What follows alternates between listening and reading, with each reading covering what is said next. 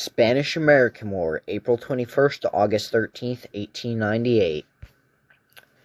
The final 3 months of the conflict escalated to become the Spanish-American War, with the United States forces being deployed in Cuba, Puerto Rico, and the Philippine Islands against Spain. Historians disagree as to the extent that the United States officials were motivated to intervene for humanitarian reasons, but agree that yellow journalism exaggerated atrocities attributed to Spanish forces against Cuban civilians. The USS Maine was a United States Navy ship that exploded in Havana Harbor on February 15, 1898. It contributing to the outbreak of the Spanish-American War, killing more than 260 sailors on board. American newspapers engaging in yellow journalism to boost circulation claimed that the Spanish were responsible for the ship's destruction. The phrase, "Remember the Maine, to hell with Spain," became a rallying cry for action. Although the Maine explosion was not a direct cause, it served as a catalyst that accelerated the events leading up to the war. On April 21, 1898, the United States declared war against Spain. The reasons for war were many, but there were two immediate ones: America's support, the ongoing struggle by Cubans and Filipinos against Spanish rule, and the mysterious explosion of the battleship USS Maine in Havana Harbor. This took place on May 1, 1898, during the Spanish-American War. The American Asiatic Squadron under Commodore George Dewey engaged and destroyed the Spanish Pacific Squadron under Patricio Montojo.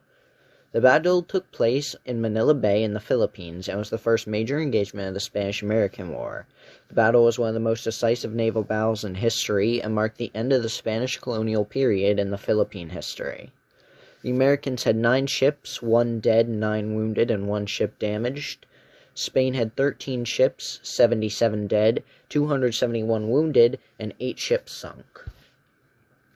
The most famous of all units fighting in Cuba during the Spanish-American War were the Rough Riders. This was the name given to the 1st U.S. Volunteer Cavalry under the leadership of Theodore Roosevelt.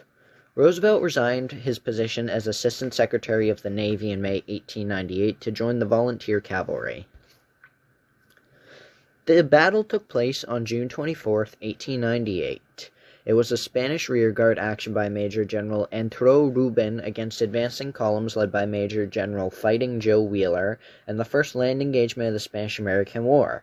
The battle unfolded from Wheeler's attempt to storm Spanish positions at Las Guamas de Cebala, in the jungle surrounding Santiago de Cuba, with the 1st U.S. Volunteer Cavalry and the 10th Regular Cavalry. The Americans had 1,764 troops and 1 field gun, 27 killed and 52 wounded. Spain had 1,500 troops, 2 mountain guns, 7 killed, 14 wounded. This was a major battle fought between an American force under the command of William Rufus Shafter and Joseph Wheeler against a Spanish force led by Arcio Leonidas Pombo. The battle proved to be one of the most significant battles of the war, and, along with the Siege of Santiago, a decisive battle in deciding the fate of the United States Army in the campaign against Cuba.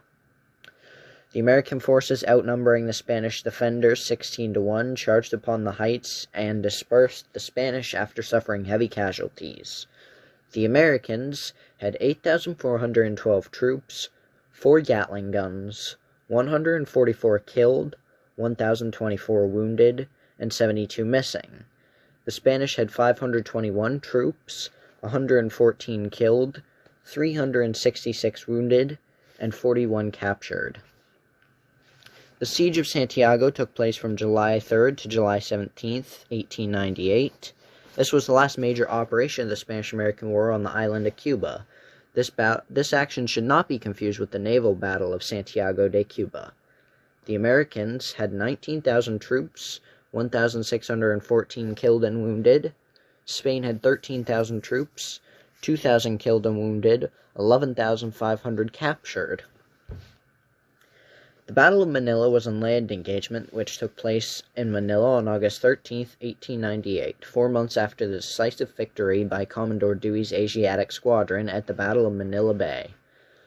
The belligerents were Spanish forces led by Governor-General of the Philippines, Fermin Juanenez, and American forces led by the United States Army Major General Wesley Merritt and the United States Navy Commodore George Dewey. American forces were supported by the units of the Philippine Revolutionary Army led by Emilio Aguinaldo. The Americans/Filipinos had a total of 50,700 troops and only 6 killed, while Spain had 13,000 troops and 49 killed. The Treaty of Paris marked the end of the Spanish Empire, apart from some small holdings in northern Africa and several islands and territories around the Gulf of Guinea, also in Africa. It marked the beginning of the United States as a world power. Many supporters of the war opposed the treaty, which became one of the major issues in the election of 1900, when it was opposed by Democrat William Jennings Bryan, who opposed imperialism. Republican President William McKinley supported the treaty, and it was easily re-elected. The final Treaty of Paris also forced Spain to cede all claim to Cuba and to agree to assume the liability for the Cuban debt, estimated at $14 million. As indemnity, Spain ceded Puerto Rico and Guam to the United States, starting a Philippine-American War.